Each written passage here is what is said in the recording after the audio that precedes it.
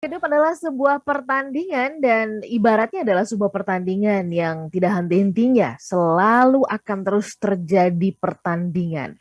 Dan setiap waktu bisa saja kita yang menjadi pemenang, tapi lain waktu bisa saja kita kalah. Tetapi kemenangan tadi seperti dibawakan oleh Cakrakan bahwa kemenangan bukan pertanda sudah selesai atau sudah usai ya, tetapi justru kemenangan adalah tanda kita harus kembali berjuang, kita kembali harus bertanding. Selamat pagi Smart Listener dan juga sahabat yang bergabung masih dalam suasana libur Lebaran.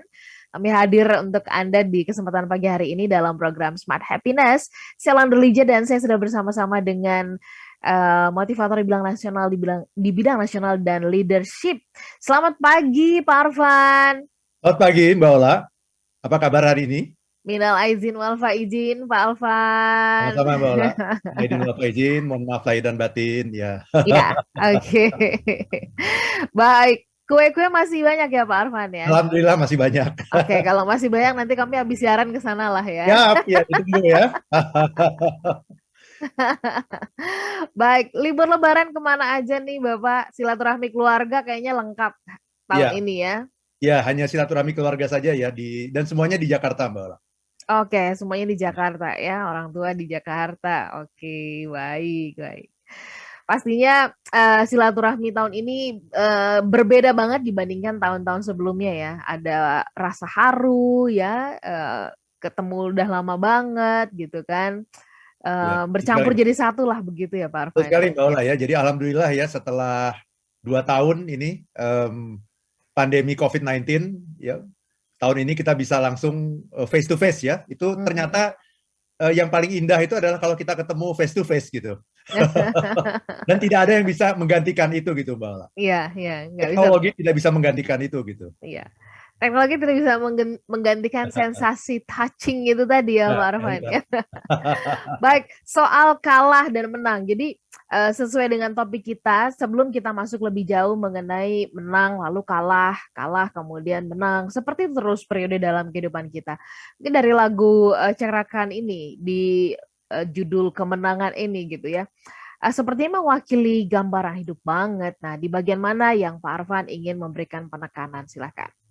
Terima kasih banyak Mbak Ola ya. Jadi ini saya ambil lagu dari Cakrakan dan ini untuk mengawali talk show kita pada pagi hari ini mengenai Mhm. menang lalu Lalu kalah lagi. kalah. Nah, Mhm. jadi harus hati-hati nih Ya. kalau Anda mengatakan menang itu harus hati-hati gitu karena kemenangan Mhm, itu mhm, bukan berarti semuanya sudah selesai. Tapi mhm, kemenangan itu justru baru merupakan awal untuk terus mhm, berjuang gitu, Mbak Ola ya. mhm, mhm, Jadi lagu yang bagus sekali, dia mengatakan begini, kita di sini untuk menang.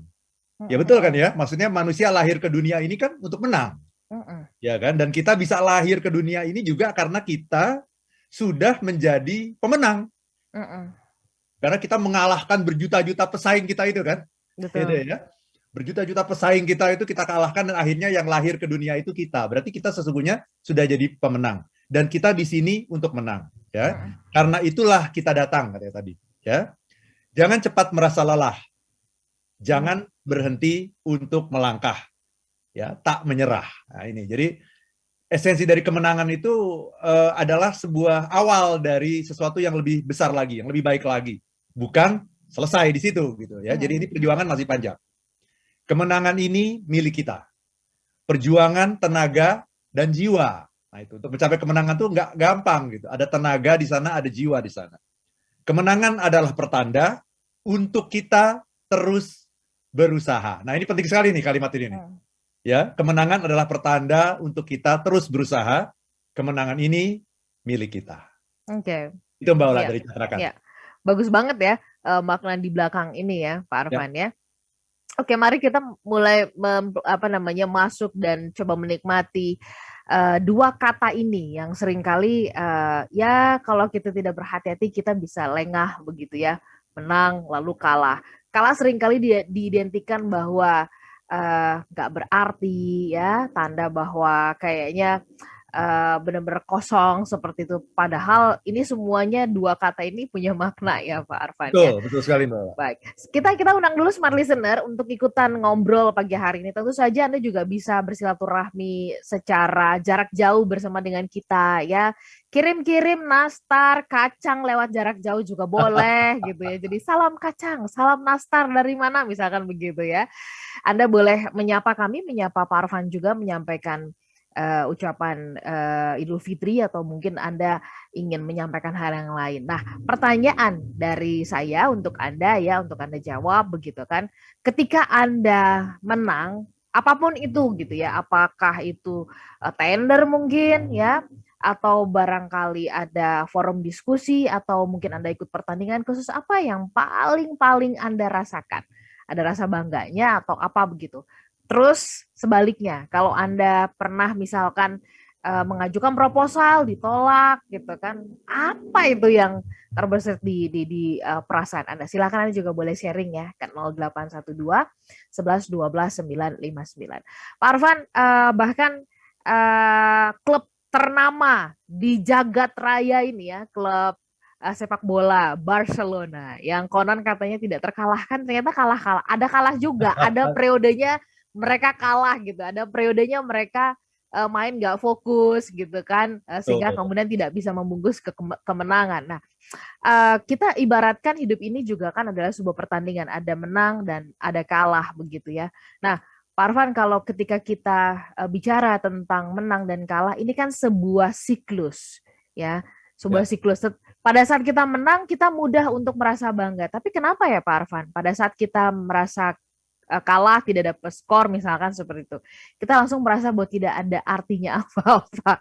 Nah, Pak Arfan mungkin bisa mengawali dari siklus ini yang sebenarnya adalah sesuatu yang normal. Silakan Pak Arfan. Ya, terima kasih banyak Mbak Ola. Ini pertanyaan yang bagus ya. Jadi kita itu seringkali salah tafsir gitu ya. Ketika kita Idul Fitri ini kan meraih kemenangan gitu ya. Tapi kita salah tafsir, kita mengartikan yang namanya kemenangan itu adalah sesuatu yang bersifat permanen. Ya, bahkan ada orang yang menganalogikan Idul Fitri ini seperti kita wisuda gitu. Itu totally wrong gitu, itu salah besar gitu ya. Kalau kita wisuda itu bersifat permanen. Ya. Artinya seseorang di wisuda menjadi sarjana ekonomi. Sampai mati pun dia akan jadi sarjana ekonomi. Di wisuda menjadi sarjana teknik misalnya. Sampai mati pun dia menjadi sarjana teknik. Walaupun mungkin dia sudah lupa sama ilmunya, tapi dia tetap jadi sarjana gitu. Jadi yang namanya wisuda itu, jadi kalau ada orang yang mengartikan kalau kita lebaran itu berarti kita wisuda. Dan puasa itu adalah ujian katanya kan. Puasanya itu adalah ujiannya. Lebaran adalah wisuda, itu totally wrong gitu.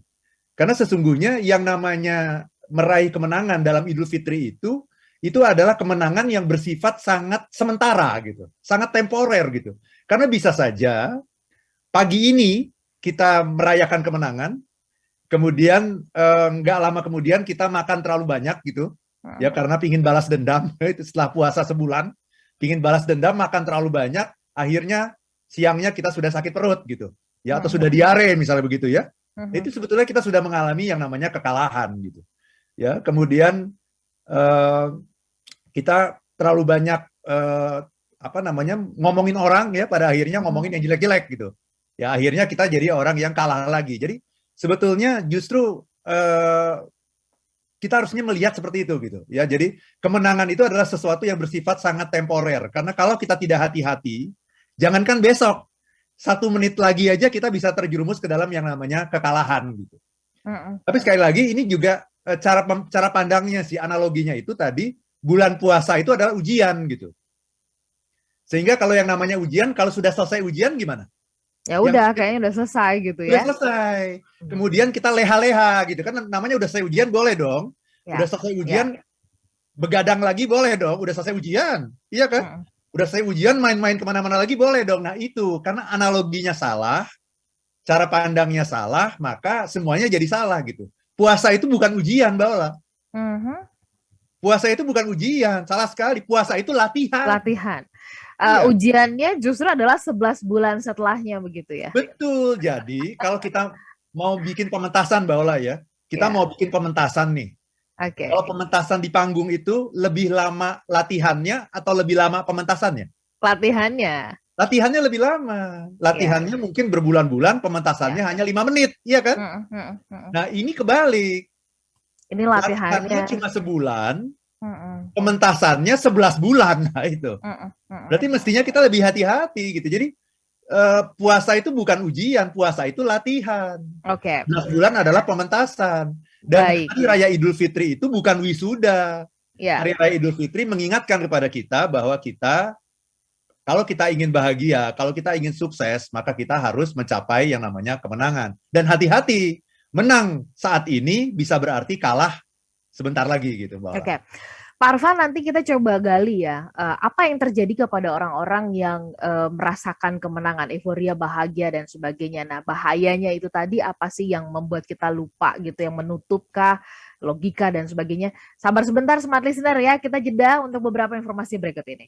Anda yang menyaksikan kami melalui YouTube di kanal Smart FM, selamat pagi, Anda baru saja bersama dengan kami. Kemudian Anda yang melalui Jux Music, selamat pagi ya. Di berbagai tempat di seluruh Indonesia Anda bisa menjangkau kami, mudah-mudahan streaming di Makassar, Manado, kemudian juga Banjarmasin, Balikpapan. Lantas Anda yang ada di Balikpapan, maka Banjarmasin, kemudian juga Palembang, Medan, Pekanbaru, kemudian Surabaya, Yogyakarta, Jakarta, Depok, Tangerang, Bekasi, dan kota-kota di sekitarnya.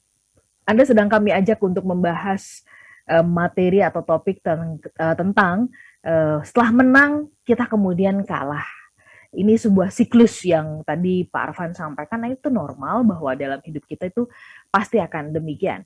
Nah, tadi saya sempat bertanya sebelum kita jeda ya, kita pengen tahu di dalam diri atau di dalam kita pada saat kita merasakan kemenangan tuh sebenarnya apa begitu Pak Arfan, sehingga kok kita kayaknya perlu diajak dan diingatkan untuk hati-hati nih, kadang-kadang kita bisa sampai terlupa begitu.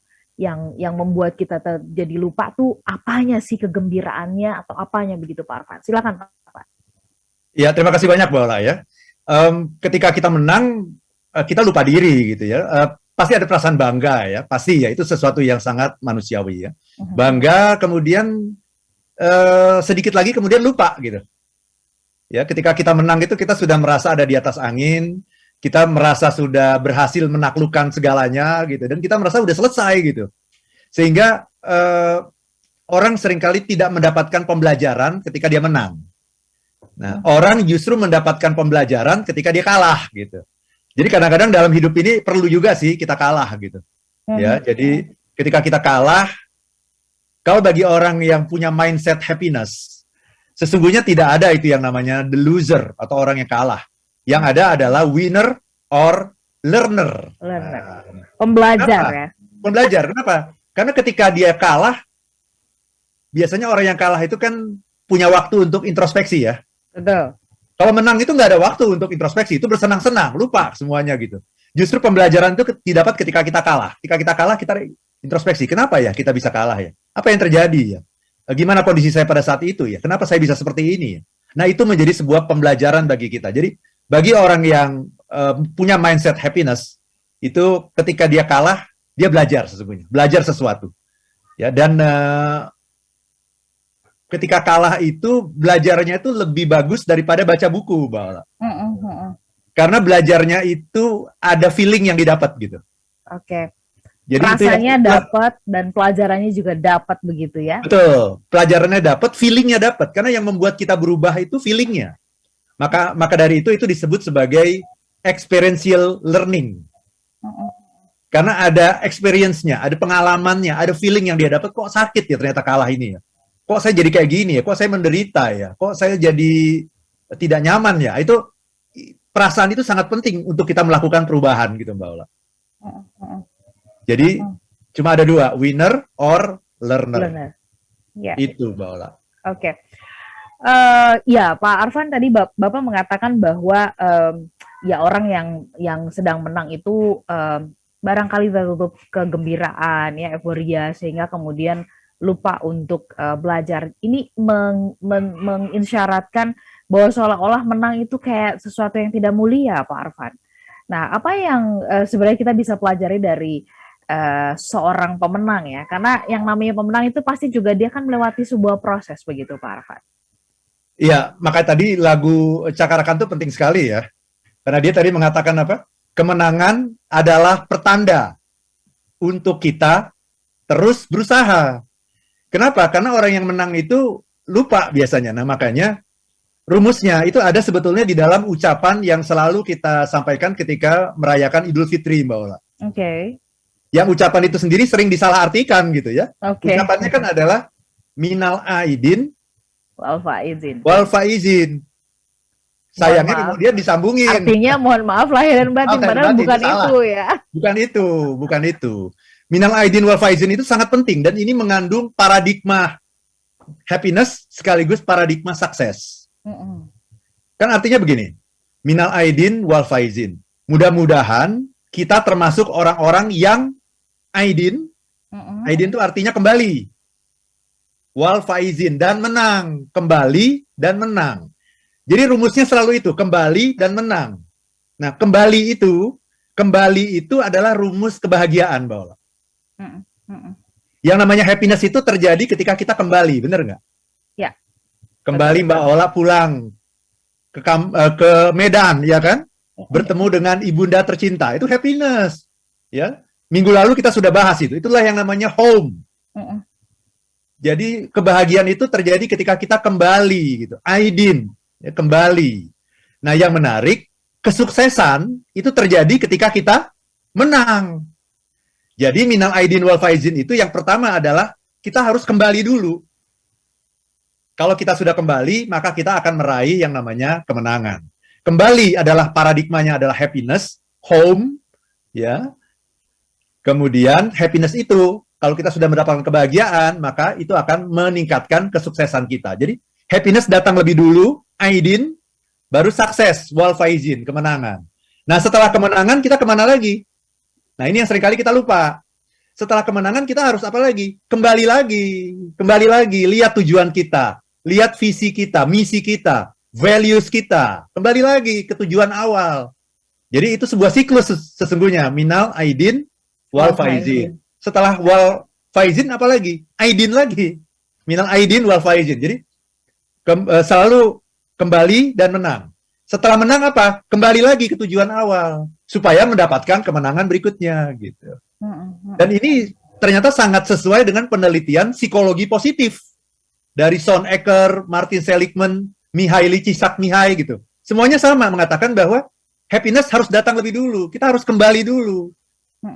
Setelah dapat happiness, berikutnya baru mendapatkan kesuksesan. Setelah mendapatkan kesuksesan, kita akan mendapatkan happiness level 2 yang lebih tinggi lagi, yang lebih indah lagi.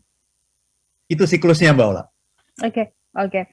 Happiness mendahului kesuksesan, itu poinnya. Dan kalau begitu Pak Arfan, kemenangan itu hanya bisa kita raih kalau kita punya tujuan dong ya. Kan betul. Rasanya kalau misalkan kita berputar-putar saja, bagaimana kita bisa meraih kemenangan. Nah, ini PR dari banyak kita nih, merasa bahwa kita kenapa sih nggak menang-menang gitu ya, kenapa sih nggak dapat gitu, goalsnya nggak tercapai gitu.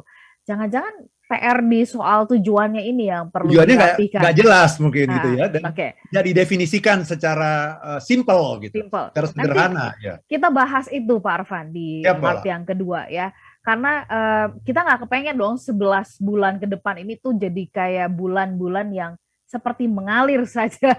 Iya, nggak ada bekasnya. Nggak ada bekasnya gitu ya. Udah puasa sebulan tuh nggak ada bekasnya. Nggak ada bekasnya. Seolah-olah tujuannya tuh hanya menantikan 1 bulan, yaitu bulan Ramadan tahun depan lagi. Kalau begitu 11 bulan ke depan nih mau ngapain kan gitu ya. Bagaimana kita kembali merumuskan dan merapikan tujuannya. Nanti habis ini Smart Listener kita bahas, tetaplah bersama dengan kami. Karena niscaya kita bisa memperoleh kemenangan kalau tujuannya nggak jelas nih ya. Kita bahas itu selepas beberapa informasi berikut ini. Tetaplah bersama dengan kami.